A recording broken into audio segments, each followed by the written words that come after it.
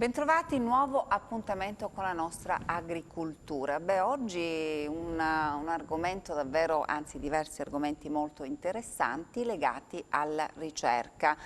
Noi più volte ci siamo occupati della ricerca proprio perché la riteniamo fondamentale per l'agricoltura calabrese, anche per superare la crisi che purtroppo attraversa questo importante comparto dell'economia del nostro territorio. E noi proprio qui sul territorio abbiamo un centro di eccellenza impegnato in diversi progetti che mirano proprio a migliorare, no, le cose in agricoltura. Allora vado subito a presentare i nostri ospiti, il nostro Nino Iannotta, grazie per essere tornato, la dottoressa Elena Santilli, che è ricercatrice del CREA di Rende. Noi parlavamo proprio di questo centro di eccellenza che è qui sul nostro territorio, un centro internazionale, lo possiamo dire, quindi si fa ricerca a livello anche internazionale. Si fa ricerca a livello internazionale, quindi un fiore all'occhiello, ecco, e quindi diventa molto importante proprio per sostenere, no, questa nostra agricoltura che è importante, però è attraversata da mille problemi. Grazie dottoressa Santilli, grazie anche a Fabrizio Carbone. Anche lei ricercatore del CREA di Rende. Allora, dottore Iannotta, prima di entrare proprio in queste ricerche, perché sono diverse ricerche che rientrano nel piano olivicolo nazionale, dicevo prima, dottore Iannotta, noi puntiamo molto sull'aspetto della ricerca, non è assolutamente un aspetto secondario, ma possiamo dire che è uno dei protagonisti, no, della nostra agricoltura, la ricerca. Direi di sì, io la definirei come la fonte della cultura in generale, qualunque forma di ricerca si voglia fare, lo è ancora di più nel settore agricolo, dove naturalmente i problemi sono ancora più ingigantiti e dove le risposte devono provenire appunto dagli studi effettuati attraverso le ricerche. In particolare nel settore dell'olivicoltura è conclamata una crisi ormai storica, oserei dire, perché c'è annosi problemi che si ripropongono di anno in anno a carico dell'olivicoltura, un settore già debole di suo perché diciamo un po' l'agricoltura in generale, un po' anche gli eventi che sono nel frattempo sopravvenuti, tipo i cambiamenti climatici ed altri fattori, hanno un pochino sbilanciato tutto. In questa trasmissione abbiamo più volte parlato, abbiamo esaminato i problemi dell'olivicoltura calabrese, per esempio, abbiamo parlato di problemi infrastrutturali, ma anche di problemi strutturali, quindi legati proprio alla costituzione delle aziende, delle imprese olivicole, per meglio dire. E diciamo, sono state individuate anche molte criticità a cui bisogna dare risposte. Ebbene, le risposte a queste criticità non possono che venire dalla ricerca. Noi parliamo ricerca e innovazione, però ricerca e innovazione sono parole legate a un'attività che deve essere svolta, che viene puntualmente svolta, anzi si può dire che la ricerca sia molto più avanti, molto più avanzata rispetto a quelle che sono poi le applicazioni. Il problema è come collegare i risultati di questa ricerca al tessuto produttivo e quindi alla divulgazione di questi risultati. Questo è un problema annoso, è un problema storico, insieme a un altro che è quello degli investimenti, che in alcuni casi sono notevoli nella loro ipotesi di attuazione, che ovviamente non possono gravare su un tessuto produttivo estremamente frammentato. Le aziende olivicole sono, certo, diciamo, il problema del nostro territorio è questo. E quindi questo. Purtroppo lamentiamo sempre una lacuna a livello politico-istituzionale dove non si interviene, diciamo, a sostegno di questo tipo di politiche che dovrebbero essere a vantaggio delle imprese olivicole calabresi più che mai, perché noi abbiamo, diciamo, i problemi dell'essere europeo, quindi costi di produzione elevati, quindi situazioni sociali diverse rispetto ad altri paesi che invece ci fanno una concorrenza spesso sleale e che vengono sui nostri mercati e ci mettono ulteriormente in crisi già più di quello che noi normalmente siamo. Ecco, quindi diciamo, avendo fatto un quadro generale, direi che risulta estremamente importante dare la giusta importanza alla ricerca, ai risultati della ricerca e cercare di mettersi al passo con la ricerca, di non rimanere distanti. Ecco, due cose separate non va bene. Due cose separate è come se due corpi camminassero ciascuno per sé e non si incontrano mai tra loro, come invece dovrebbe avvenire. Noi abbiamo due esperti qua, no? Due validissimi ricercatori, dovrebbero essere il punto di riferimento, no? dell'agricoltore calabrese, cioè, perché tutte le scoperte, le ricerche che vengono fatte vengono applicate sui campi. Per esempio parliamo della difesa fitosanitaria. Se non ci fosse la ricerca, che difesa potremmo fare, no? per le nostre piante? Soprattutto adesso che sono cambiate le normative di applicazione di molti prodotti e sono cambiate anche le condizioni, i cambiamenti climatici, certo. Hanno cambiato anche le biologie di questi parassiti, che siano endomofagi o che siano endomofile o di tipo fitopatologico. In entrambi i casi sono molto alterate le loro biologie e quindi anche le forme di lotta devono essere attualizzate, per cosa che fa appunto la ricerca. La dottoressa Santilli credo si occupi proprio di questo, cioè ci sono due settori importantissimi, quindi c'è proprio la difesa fitosanitaria, ma c'è anche la parte agronomica. Visto che abbiamo introdotto, no, questa difesa fitosanitaria, che poi è un po' il terrore, tra virgolette, dei nostri produttori, cioè quando la pianta viene aggredita, insomma, si perde il raccolto e sono anche dei danni economici notevoli. Quindi a che punto siamo, no? Ma sicuramente in olivicoltura si sta vivendo una grande trasformazione, nel senso che ci ritroviamo con i cambiamenti climatici ad affrontare delle situazioni che diversi anni fa ancora, diciamo, erano più tenute sotto controllo.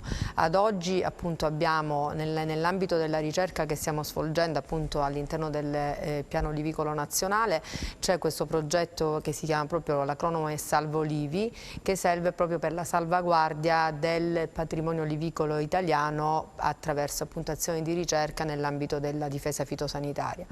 In questo progetto, dove siamo appunto direttamente coinvolti, c'è la necessità di approfondire quelli che sono appunto gli agenti patogeni che si possono essere emergenti o reemergenti, quindi in funzione appunto del cambiamento climatico.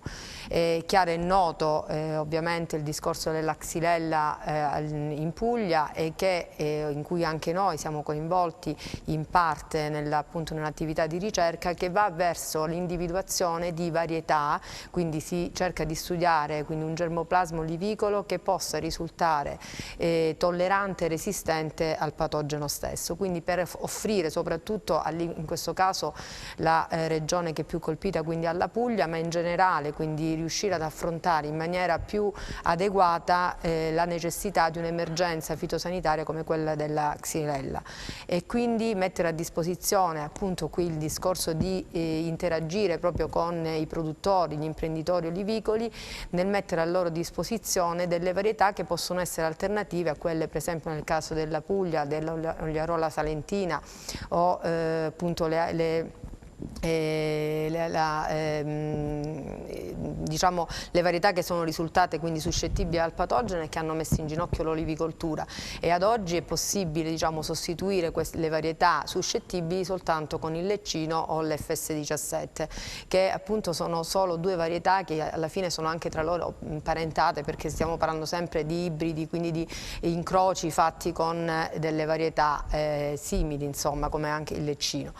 E la necessità di poter fornire un materiale, un germoplasma nuovo che possa quindi superare questa difficoltà, e ovviamente perché partire dal presupposto che trasformare completamente un'olivicoltura con una singola varietà sarebbe, diciamo, non è auspicabile ai fini proprio di una possibile introduzione di un altro patogeno che potrebbe invece essere aggressivo nel caso appunto per esempio del leccino. Quindi bisogna studiare, quindi la ricerca deve andare nella direzione di dare maggiore patrimonio olivicolo, perché poi a livello nazionale siamo molto ricchi di varietà e quindi noi dobbiamo avere la capacità di poter testare le diverse varietà anche a livello internazionale e dare quindi una risposta al territorio non solo pugliese, regionale, calabrese, che poi sono le due regioni maggiormente appunto a carattere olivicolo, però a livello nazionale, proprio per riuscire a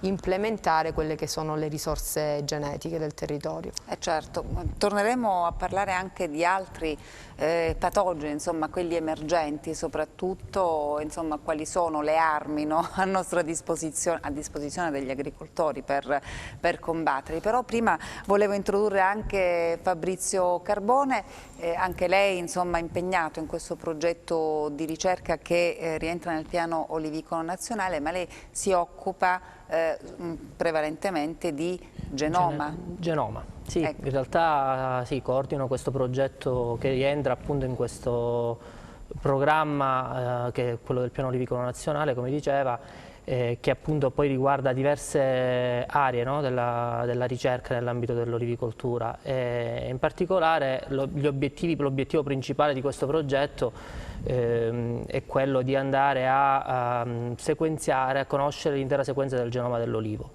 E di poi andare ad annotarla funzionalmente, cioè andare a vedere come questa sequenza è organizzata e poi quindi responsabile di quello che vediamo, del fenotipo che osserviamo, no, nelle piante. Come dicevano i miei colleghi precedentemente, è chiaro che è importante trasferire quello che sono i risultati anche intermedi delle nostre ricerche, perché altrimenti resterebbero sui libri soltanto per pochi addetti. Invece è importante trasferire, soprattutto quando la ricerca riguarda specie che sono così di interesse agrario, quindi comunque economico per il nostro paese e non solo.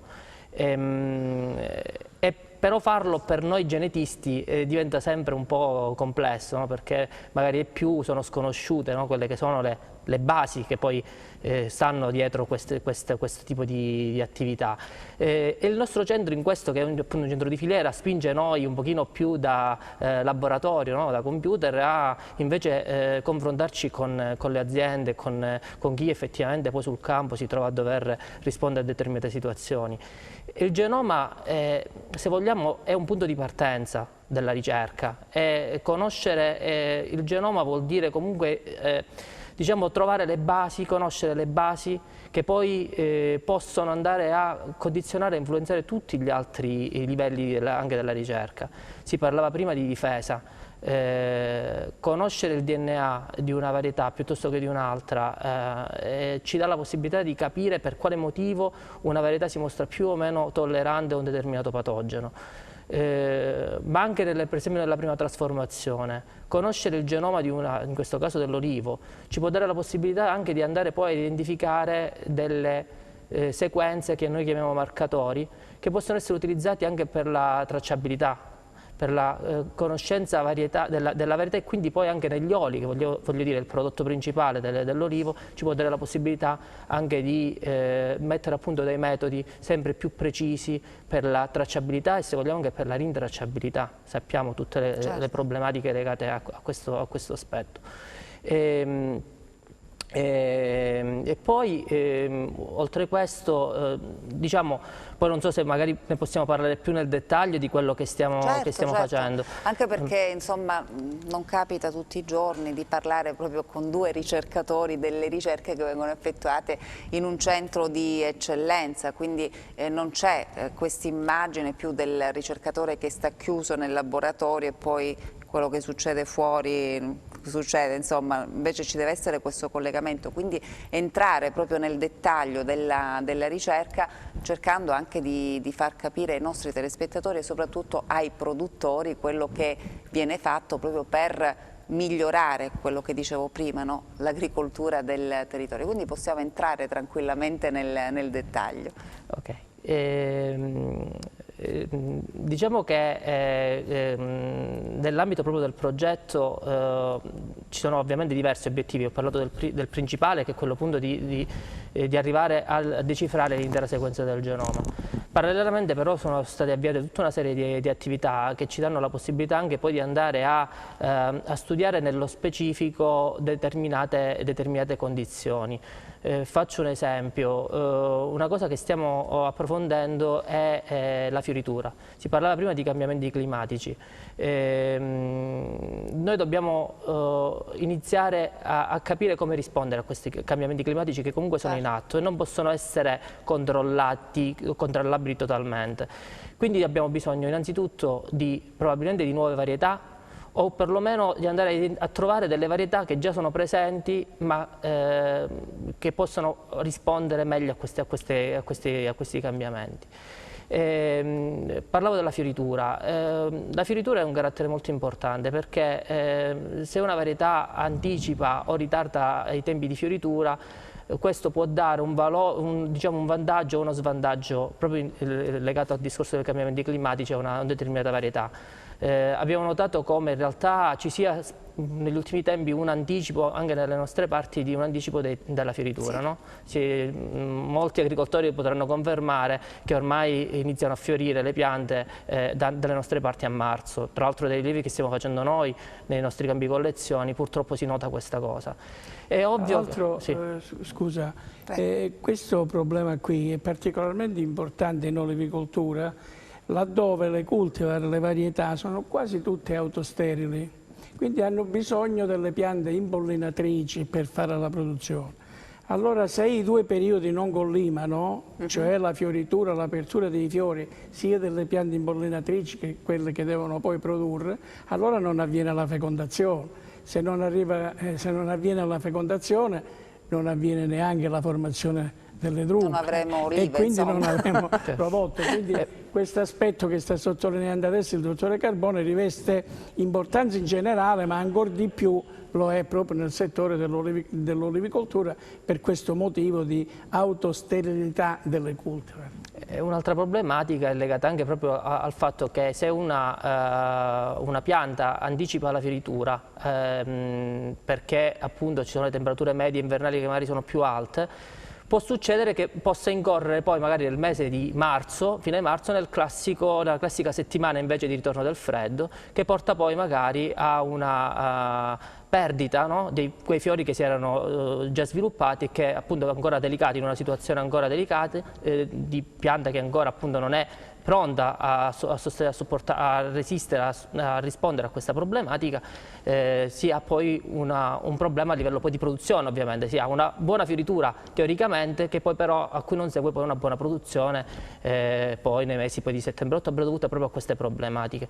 E noi stiamo andando appunto a studiare quali sono i geni che sono controllati, che controllano questo processo.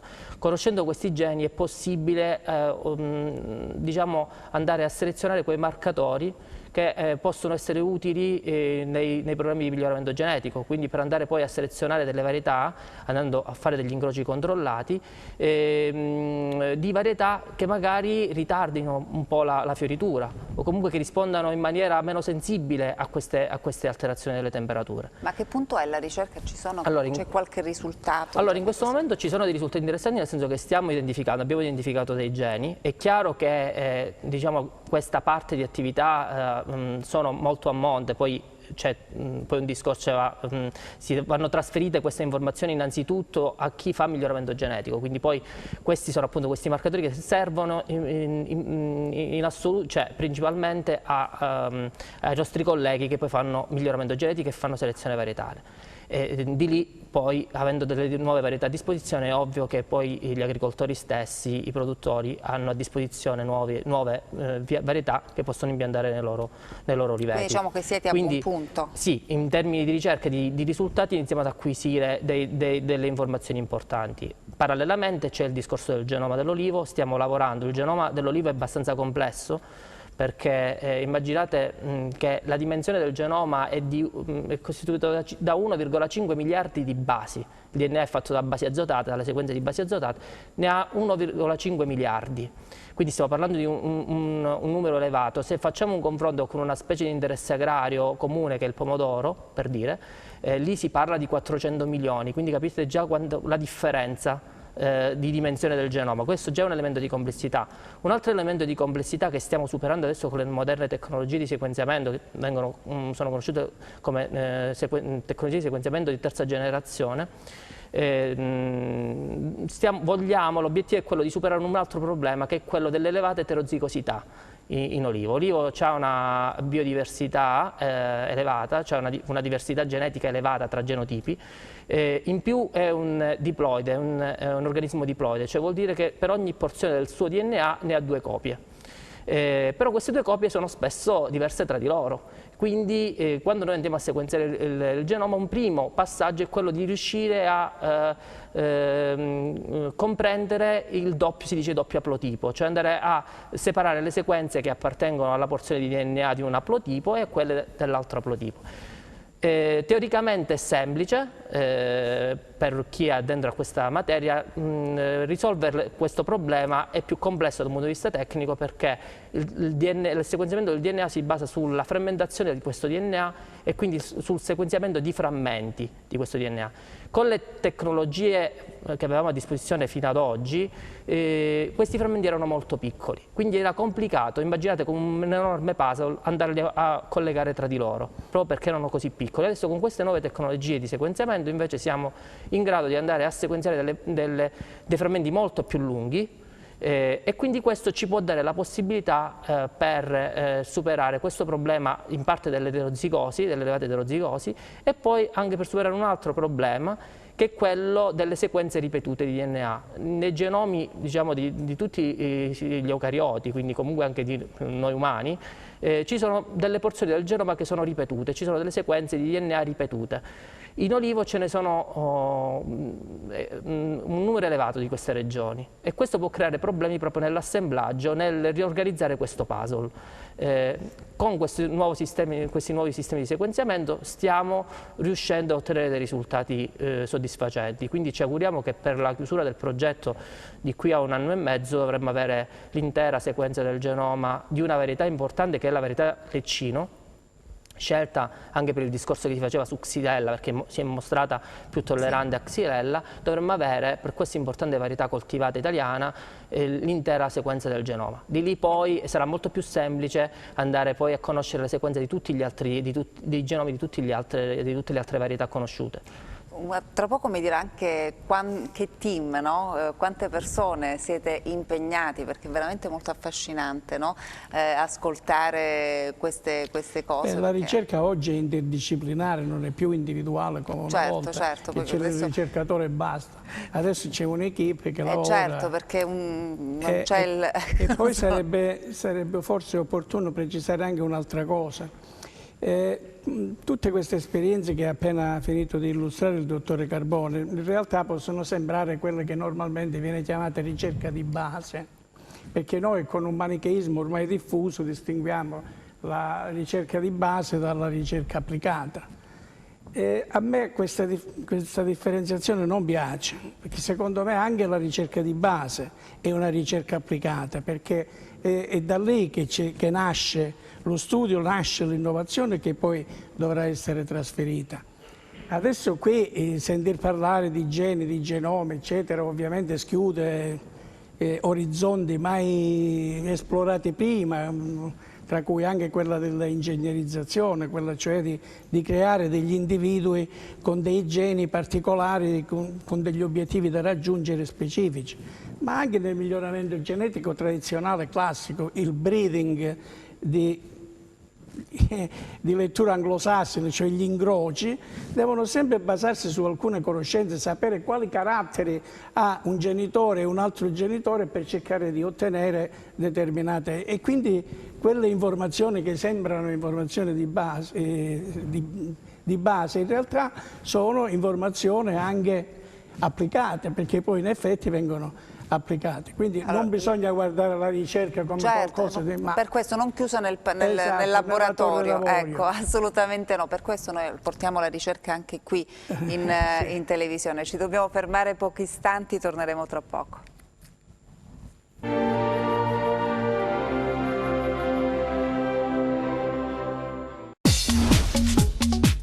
Cerca Teleeuropa sul tuo Play Store o Apple Store e scarica la nostra app.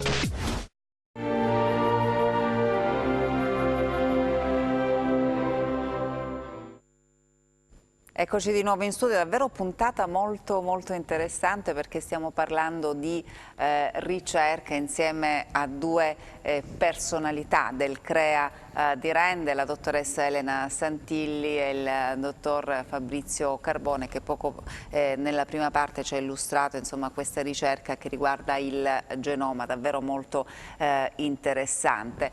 Con la dottoressa Santilli invece vorrei tornare ai patogeni per poi affrontare anche l'altra parte, no, della ricerca che riguarda l'aspetto agronomico, perché spesso ci si sofferma abbiamo parlato della xylella, sui patogeni che davvero fanno paura agli agricoltori, perché come dicevo prima, se la pianta non viene difesa no, da queste aggressioni, poi la pianta non dà frutti e quindi non c'è prodotto, insomma è un guaio per chi vive di questo. Allora, quali sono questi patogeni emergenti?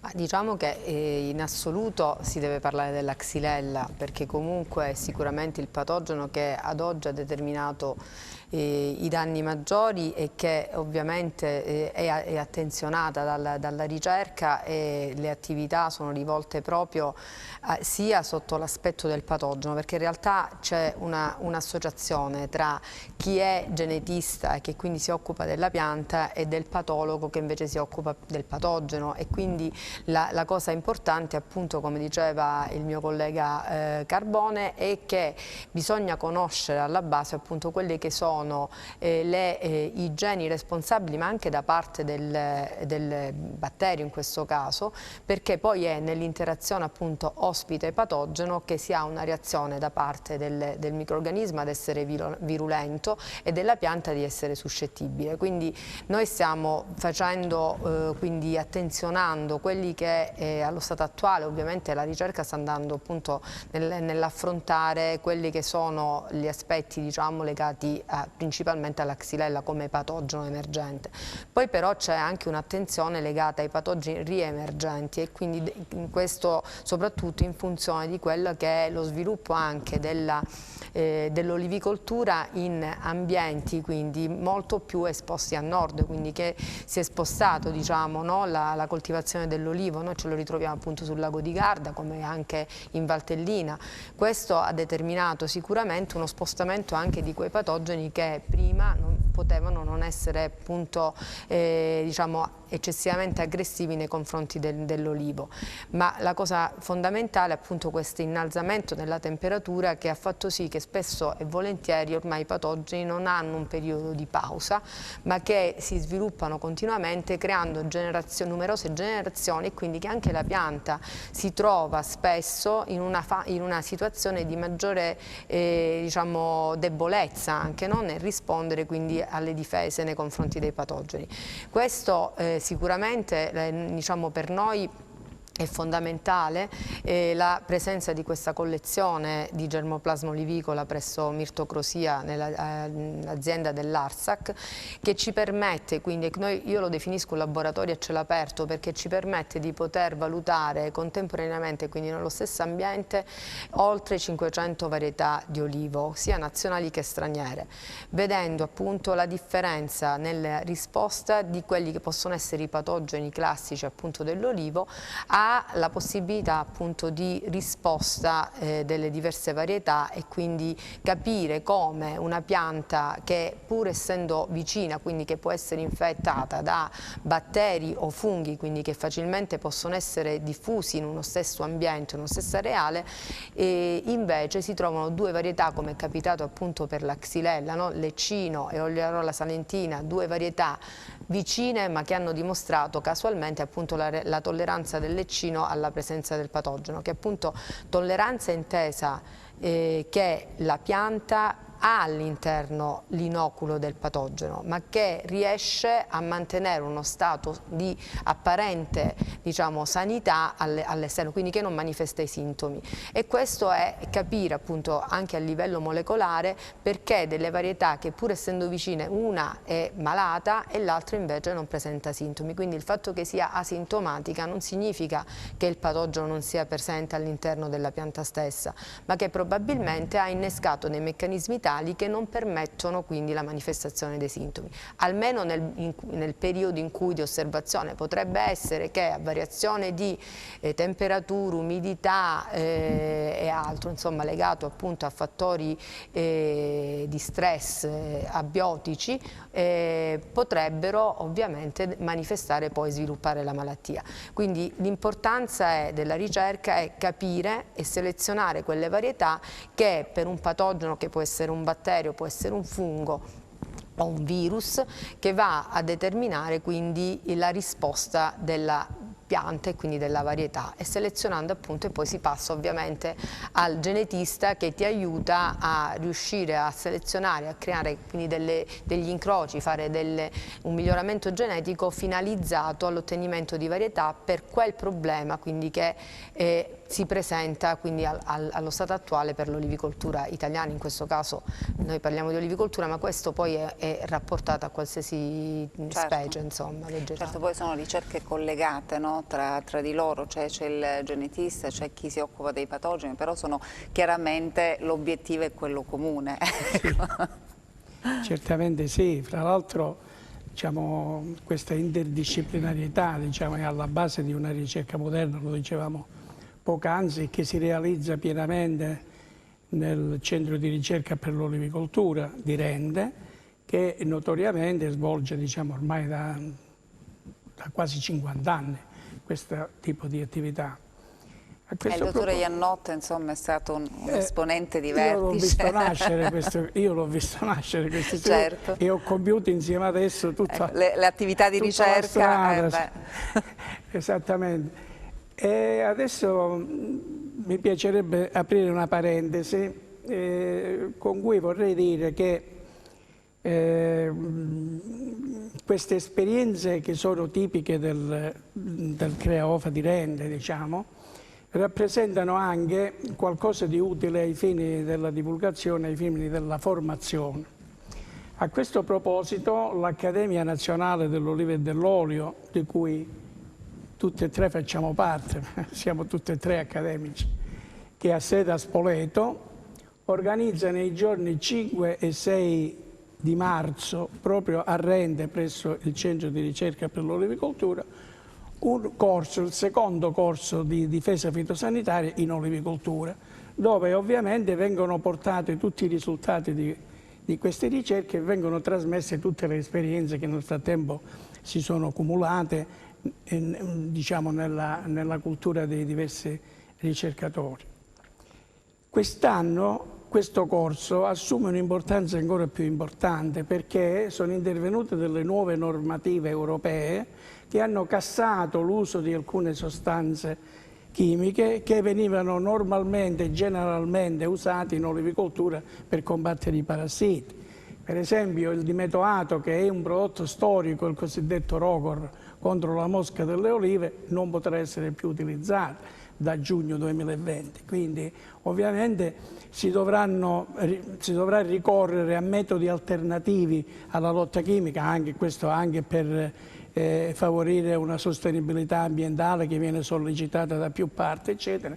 E quindi potrebbe essere molto interessante sia per i tecnici, sia per le imprese agricole, sia per gli olivicoltori singoli, venire a frequentare questo corso. È facile iscriversi, basta andare sul sito dell'Accademia Nazionale dell'Olivo e dell'Olio, lì troveranno tutte le procedure per iscriversi a questo corso e venirlo a frequentare, perché rappresenterà effettivamente una novità sulle situazioni fitosanitarie dell'olivicoltura e anche sui rimedi. Le nuove armi, insomma, che esatto. bisogna utilizzare, Esatto. Quindi se ci sono delle sostanze che non possono essere più utilizzate, sicuramente qualcosa di più bio, Brava, tipo insetti antagonisti potrebbe essere. Tipo insetti antagonisti, cosa che diciamo appartiene già all'esperienza del CRENO, abbiamo fatto lanci nella Però piana credo di Silve. forse sul territorio, no? L'utilizzo degli insetti antagonisti, io parlo degli agricoltori, degli olivicoltori,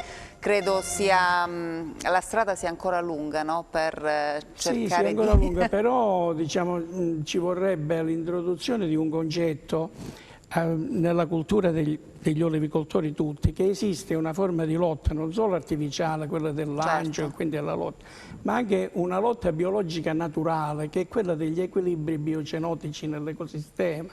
Cioè noi possiamo favorire questo equilibrio attraverso, diciamo, una mancata azione di disturbo, perché i danni li fa sempre l'uomo e ne ha fatti tanti negli ultimi decenni, proprio con l'uso indiscriminato della chimica. Adesso si tratterebbe di ritornare un po' del resto, come si spiega che l'olivo, che è una pianta millenaria, è andata sempre bene e adesso comincia ad avere questi problemi. Evidentemente qualcosa è stato alterato in questi equilibri. E chi poteva essere se non l'uomo ad alterare questi equilibri? Adesso c'è un ritorno alla situazione preesistente, quindi si mira a mantenere questo equilibrio biocenotico e questo riguarda, diciamo, quell'agricoltura che viene chiamata ecocompatibile o sostenibile dal punto di vista ambientale, chiamiamola come vogliamo, ma il concetto è quello. Ecco, l'importante è anche trasferire, no, poi al produttore questi concetti, per questo è importante partecipare insomma, ad incontri, ad ascoltare dagli esperti quali sono le novità. Nella loro mentalità ormai è radicata, diciamo, l'abitudine di ricorrere ai trattamenti, addirittura al calendario, se ogni 10 giorni devo fare un trattamento. No, purtroppo non è più tempo di utilizzare questi sistemi. Bisogna cambiare tutto e perciò bisogna attrezzarsi prima di tutto culturalmente, bisogna sapere che cosa fare. E questi corsi di formazione che l'Accademia organizza hanno proprio questo obiettivo. Allora, torniamo sulla ricerca, perché su questo potremmo parlarne davvero per ore. Torniamo sulla ricerca, io volevo andare di nuovo dalla dottoressa Santilli perché c'è anche l'aspetto agronomico, no? C'è questa parte, anche questa molto, molto importante. Allora, in che cosa consiste questo nel caso specifico del progetto che è stato finanziato con il piano olivicolo si parla del progetto Molti, che è proprio il miglioramento della produzione negli oliveti tradizionali ed intensivi. Quindi si sta cercando di fare proprio delle prove negli oliveti, soprattutto quelli tradizionali, per un processo di ristrutturazione, perché sappiamo bene che il problema principale per gli olivicoltori sono i costi di gestione e soprattutto negli oliveti tradizionali si rischia appunto che le due operazioni più importanti, che sono la raccolta e la potatura, c'è un costo eccessivo e che spesso quindi, diciamo, demotiva proprio l'imprenditore a raccogliere le olive o fare le potature, quindi abbandonando completamente l'impianto. Questo è anche uno dei motivi che è collegato anche al discorso dei patogeni, perché di fatti anche nel caso della Xylella diciamo, il focolaio è nato anche in quegli oliveti che non erano più, c'erano abbandonati, quindi non c'era neanche una diciamo, la gestione agronomica era stata messa da parte. È ovvio che le tecniche e i costi, quindi si sta facendo una valutazione sia della parte prettamente agronomica, ma anche di una valutazione proprio dei costi economici, quindi una valutazione economica di quelle che possono essere le soluzioni alternative e soprattutto la ripresa in tempi brevi della produttività dell'oliveto abbandonato.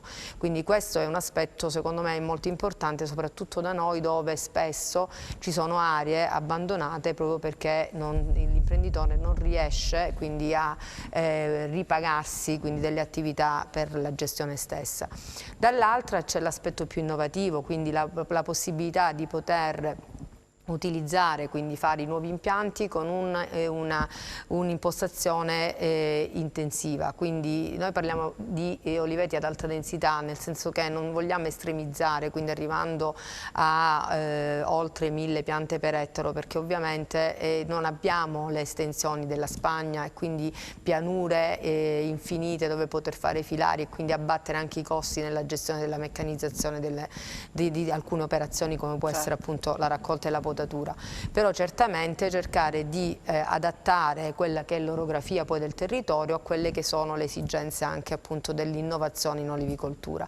Sicuramente l'impostazione è sempre lì, cioè valutare di trovare delle varietà che siano più adatte a questi tipi di impianto, quindi a questa gestione, perché in linea generale si utilizzano, è più facile utilizzare quelle che sono le varietà, l'arbechina, l'arbosana, le varietà spagnole appunto utilizzate per questi impianti, ma noi comunque dobbiamo mantenere una nostra identità e una valorizzazione del territorio, e quindi abbiamo messo a confronto le varietà italiane per cercare di trovare delle altre appunto delle soluzioni in germoplasma che possa essere adatto a questi tipi di impianti.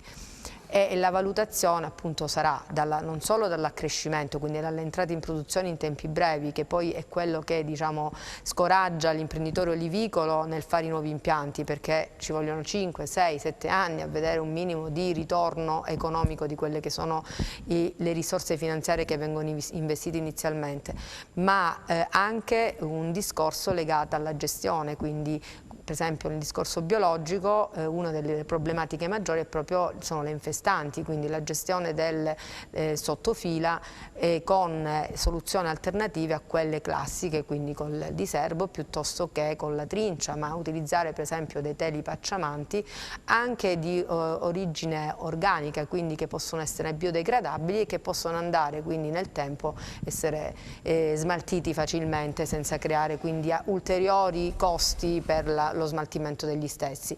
Quindi io credo che c'è una visione dell'olivicoltura ormai più proiettata verso quindi un rinnovamento generale anche nei posti appunto cercando di adattare quelle che sono le esigenze dell'innovazione con il territorio dove deve essere appunto impiantato il nuovo oliveto. Quindi si devono sposare bene entrambe le cose, non perdendo mai appunto di vista l'identità del territorio, che poi sarà il prodotto finale ad andare in giro, quindi la valorizzazione di quello che viene prodotto sul territorio deve poi ritrovarsi nel prodotto finito, appunto in questo caso nelle olive, ma nell'olio, e quindi mantenere appunto un aspetto più diciamo di un terroir quasi, come vogliamo definirlo, alla francese, legato come per i vigneti. Dovremmo cercare di adattare anche questo aspetto all'olivicoltura. È importante anche il ruolo del genetista, credo, anche in fondamentale. È fondamentale, per questo io prima dicevo queste ricerche che sono collegate, strettamente collegate tra di loro, quindi è importante. Sono assolutamente, poi alla fine coincidono, nel senso che è chiaro che quando si parla di varietà l'obiettivo di noi italiani, in particolare anche quando si parlava di superintensivo, sorridevo prima ascoltando la collega, noi italiani la vediamo un po' a modo nostro, nel senso che vogliamo portare eventualmente anche le esperienze degli spagnoli da noi in Italia, però con le nostre regole, come è giusto che sia, e anche privilegiando le nostre varietà. Probabilmente sarà difficile far adattare una varietà già esistente, già commercializzata a un impianto semi-intensivo piuttosto che addirittura superintensivo. L'obiettivo è quello anche eventualmente, e lì è la sfida dei breeders, di chi fa miglioramento genetico, quella di eventualmente trasferire soltanto il carattere di interesse a una varietà che effettivamente per noi è già importante. Immaginiamo, adesso mi viene in mente la carolea, visto che tutti quelli che ci ascoltano la conoscono perché è quella più comune nella nostra provincia, in realtà in Calabria, per varie motivazioni, perché si è adattata all'ambiente meglio di altre, quindi si è mostrata sicuramente più resistente e ha sicuramente una serie di caratteri interessanti che hanno fatto sì che fosse mantenuta dagli agricoltori nel tempo, e magari però appunto non si adatta per tipologia, perché tende a espandersi.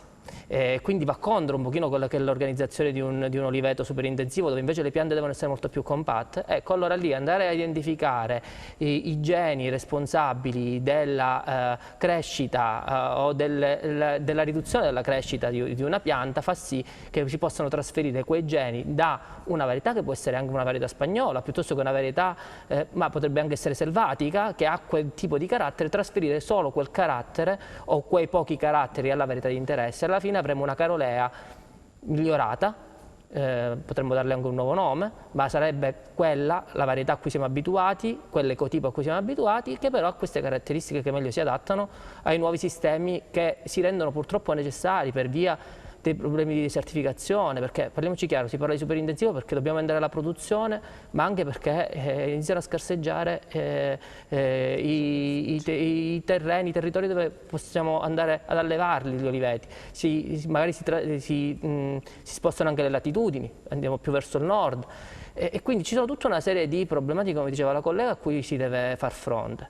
E la genetica serve a questo, cioè lavoriamo insieme, siamo un'equipe, ripeto, il vantaggio di lavorare in un centro come il nostro è quello di essere appunto un centro di filiera multidisciplinare che ci dà la possibilità di interagire parlando anche lingue diverse, ma che hanno un comune obiettivo che è quello di migliorare l'olivicoltura. Certo, parlavamo prima anche del team, no?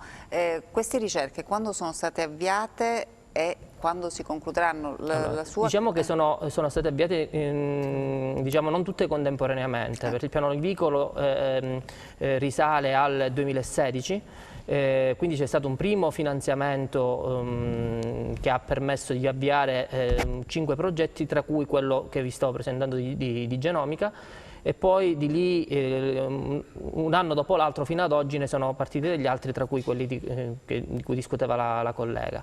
Quindi diciamo che alcuni finiranno come il nostro fra un anno e mezzo, ma ce ne sono degli altri che finiranno fra un paio d'anni. Ma ripeto, sono dei punti... siete coinvolte? Allora, dovete considerare che questi progetti sono dei progetti finanziati al CREA come ente nazionale vigilato dal MIPAF, quindi parliamo di una serie di centri coinvolti a vario titolo nei diversi progetti.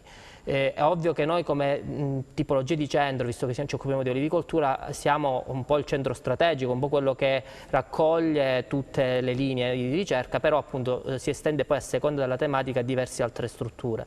In particolare quello di genomica viene coinvolto il centro di genomica di Fiorenzuola, perché il CREA è diviso, diciamo, per metà per centri di filiera e per metà per centri diciamo, legati a un argomento, quindi c'è il centro di genomica piuttosto che quello di difesa, piuttosto che quello di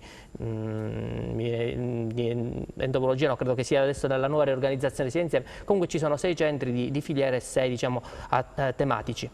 Ma poi oltre questo, soprattutto su un progetto come quello del genoma, in realtà sarebbe anche sbagliato pensare che da soli possiamo raggiungere dei risultati. Ci sono collaborazioni con le università, con le migliori università italiane, con i migliori enti CNR su tutti, che lavorano anche da anni su queste tematiche, quindi c'è una stretta connessione ed è giusto che sia così tra università e enti di ricerca. Allora, noi siamo purtroppo in chiusura, anche se è un argomento difficile, no? Per i non addetti ai lavori, però davvero è scivolato il tempo, però speriamo di aver dato dei consigli utili, no? Anche a chi ci sta ascoltando, e soprattutto l'importanza di guardare con più attenzione verso la ricerca, quindi questa è fondamentale perché da lì davvero può partire il futuro della nostra agricoltura. Ci dobbiamo fermare. Grazie a Nino Iannotta, grazie alla dottoressa Santilli, grazie al dottore Carbone e grazie come sempre anche a voi. Alla prossima, arrivederci.